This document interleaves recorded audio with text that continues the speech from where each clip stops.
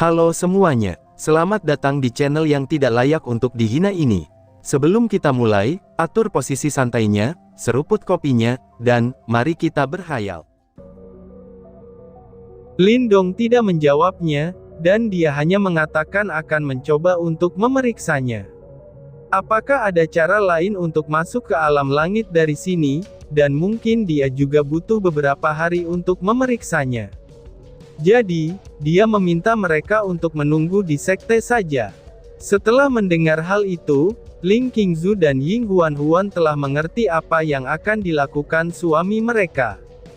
Jadi tanpa bertanya lagi, mereka pun pergi dari sana dan meninggalkan Lindong sendirian. Setelah mereka bertiga pergi, Lindong menatap formasi itu dengan serius. Dia mencoba untuk memeriksa formasi itu selama beberapa jam, sebelum dia menghela nafasnya dengan berat. Aku tidak tahu apakah kamu mendengarnya atau tidak, tapi aku minta jangan terlalu memaksakan takdir yang ada di tanganmu itu. Jika kamu terus memaksakan takdir yang kupercayakan itu, maka kita tidak akan pernah bisa menjadi teman, ucap Lindong dengan serius. Mungkin jika ketiga wanita itu di sini, mereka juga tidak akan mengerti apa yang barusan dikatakan oleh Lindong. Bahkan mungkin saja mereka tidak tahu dengan siapa Lindong berbicara. Pada akhirnya, Lindong menunggu selama beberapa hari lagi di sana, sebelum dia kembali ke sekte tanpa ada jawaban sama sekali dari tempat itu. Tapi sesaat setelah Lindong pergi, formasi itu seperti bergetar, dan beberapa saat ada kupu-kupu putih yang terbang keluar, sebelum kupu-kupu itu masuk lagi ke dalam formasi tersebut. Di sekte seni bela diri. Bagaimana? Apakah kamu menemukan sesuatu? Tanya Ying Huan kepada Lindong. Tidak, sama sekali tidak ada. Mungkin sejak Kaisar Langit memasang formasi pembatas itu, ini membuat tidak ada yang bisa naik ke alam langit, jawab Lindong kepada kedua wanita itu. Mendengar penjelasan Lindong, kedua wanita itu mengangguk mengerti. Itu karena, apa yang dikatakan Lindong sesuai dengan pikiran mereka juga. Tapi sebenarnya, ada yang tidak Lindong katakan kepada mereka. Yaitu ada satu orang yang bisa menarik seseorang ke alam langit, tapi itu pasti akan memakan energi yang banyak di saat itu juga. Sama halnya dengan para penguasa yang menurunkan paksa anak-anak mereka ke dunia dewa, dengan kekuatan mereka yang rata-rata berada di alam dewa saat mereka turun, dan tentu saja itu juga memiliki efek samping terhadap para penguasa tersebut. Bagaimana dengan Su'er? Tanya Lindong. Ying Huan dan Ling Qingzu menggelengkan kepalanya, itu dikarenakan oleh keadaan Ling Su'er. Sejak kembali dia terlihat agak tertekan, dan ini membuat dia tidak keluar dari puncak Lintian dan istrinya dulu tinggal. Tenang saja, kan ada Ru'er yang bersama Su'er, jadi mereka pasti akan baik-baik saja, ucap Ling Qingzu. Lindong mengangguk, dan dia juga tidak punya pilihan lain saat ini. Dia hanya bisa berharap, kalau Lintian dan Mu Suanyin baik-baik saja di alam langit. Menurutmu, apakah kita akan memiliki menantu lagi?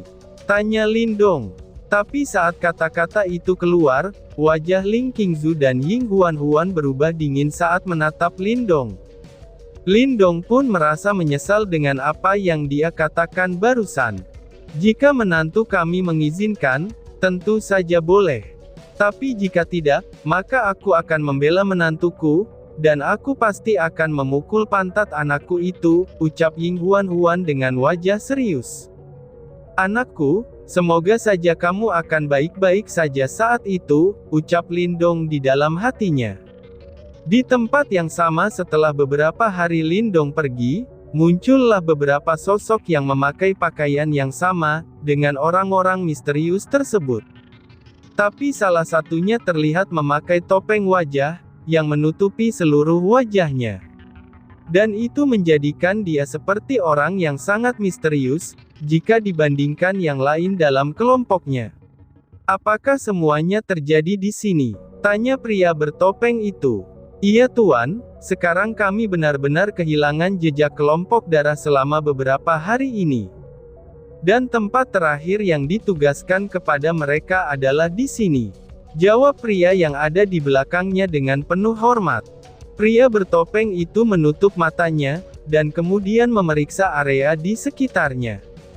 Sama halnya dengan yang lainnya, saat dia mencoba untuk memeriksa ke dalam formasi itu, dia malah terkena serangan balik dari formasi tersebut. "Duar, Tuan!" teriak bawahannya dengan khawatir. "Tidak masalah, aku baik-baik saja. Dan sepertinya orang-orang kita telah mati karena keserakahan mereka," jawab pria bertopeng itu dengan serius. Mendengarkan perkataan pria bertopeng itu, wajah semua orang di belakangnya menjadi jelek. Padahal, mereka diperintahkan di sini untuk memperhatikan formasi di depan mereka oleh para jenderal. Tapi ternyata belum lama ini, semua kelompok mereka telah dimusnahkan oleh orang lain dengan mudahnya, dan akhirnya hal itu pasti akan membuat jenderal mereka marah besar. "Jangan khawatir soal itu, aku sendiri yang akan mengatasinya," jawab pria bertopeng itu. "Terima kasih Tuan," ucap semua bawahan yang ada di sana. Orang bertopeng itu hanya mengangguk, dan dia terus memperhatikan dengan tenang formasi di depannya ini.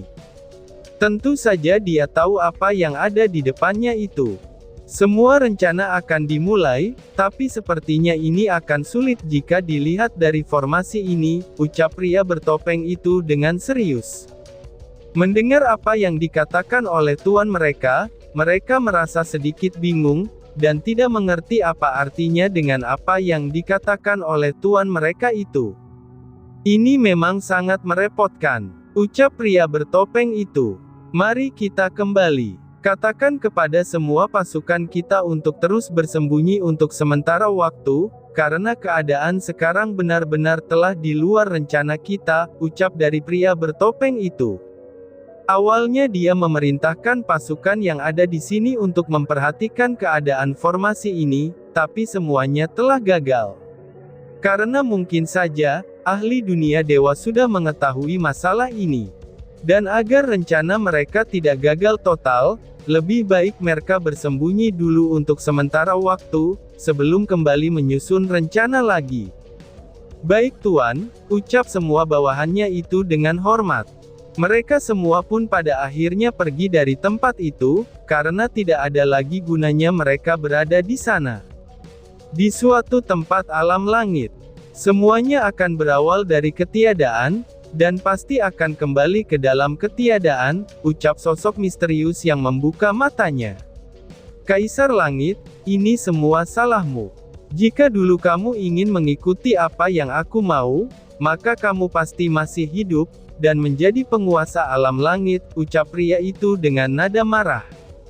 Dia mengingatnya, di mana Kaisar Langit menolak secara tegas tentang apa yang dia rencanakan pada saat itu. Akibatnya, dia bertarung dan mencoba membunuh Kaisar Langit. Tapi yang tidak dia duga adalah, Kaisar Langit itu masih saja memiliki rencana yang tidak dia duga, bahkan di belakangnya.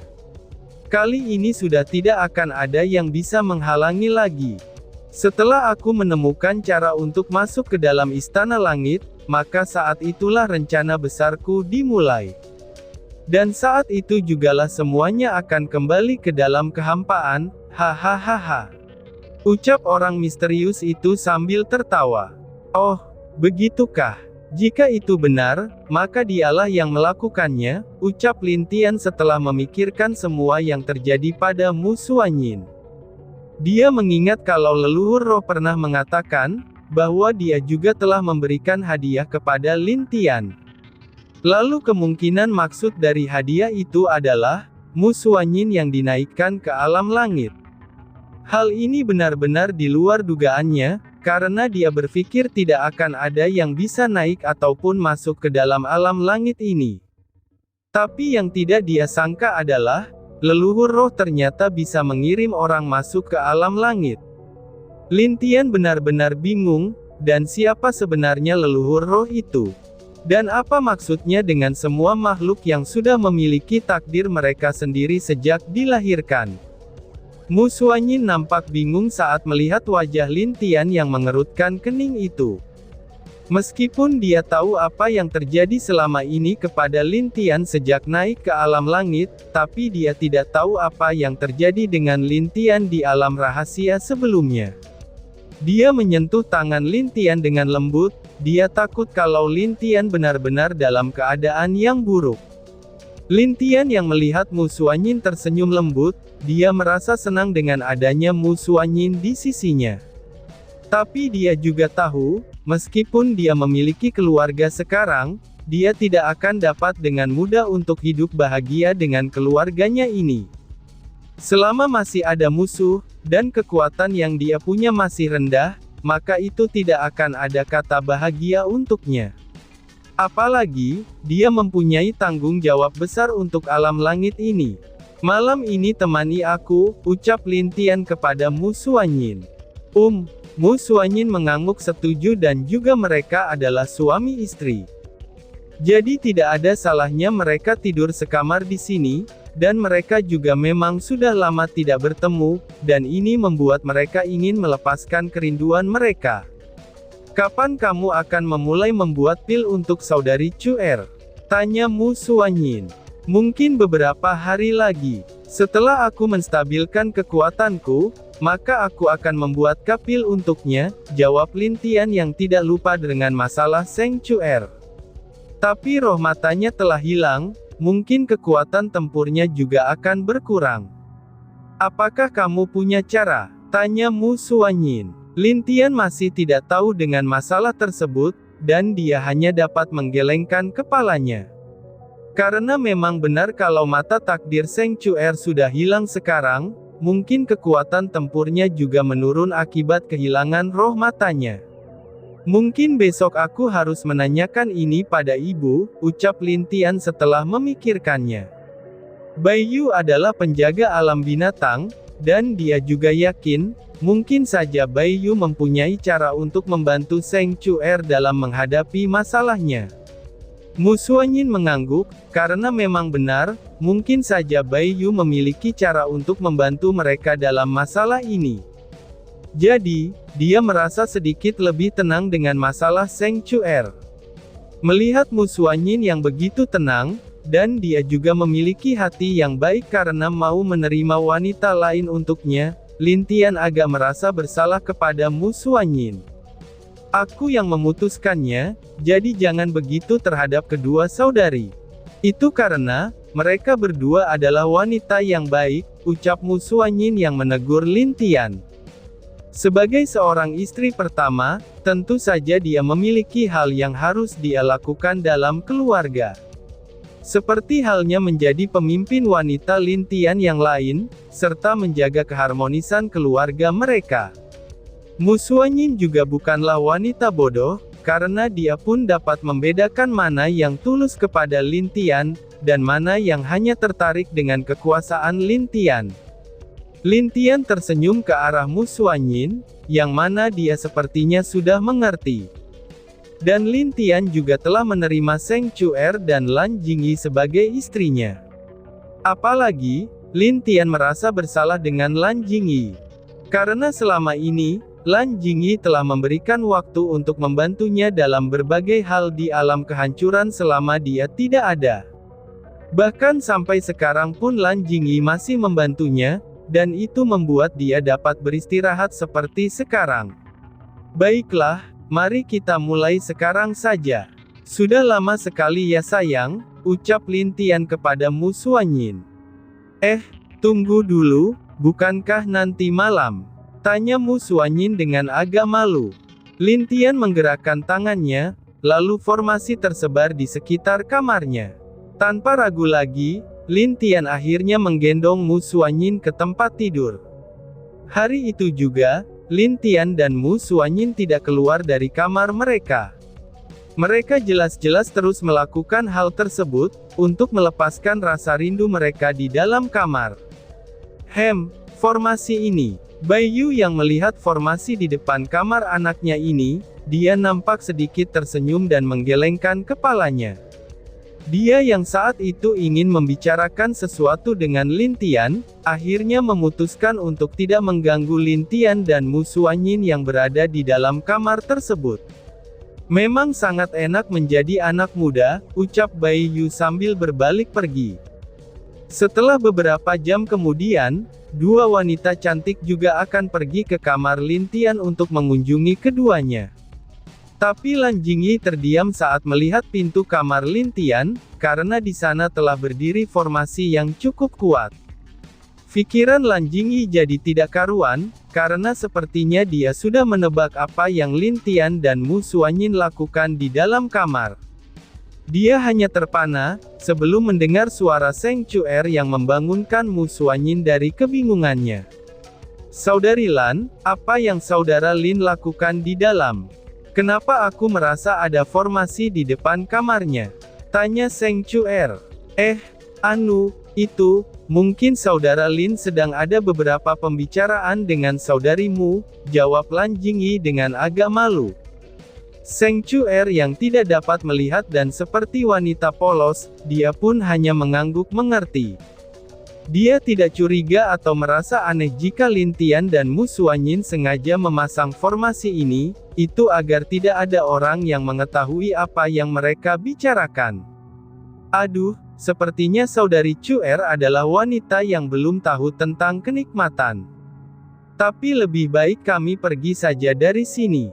Karena jika tidak, Lan Jingyi malu saat memikirkan apa yang terjadi, itu jika Lin Tian tahu mereka berdua ada di sini.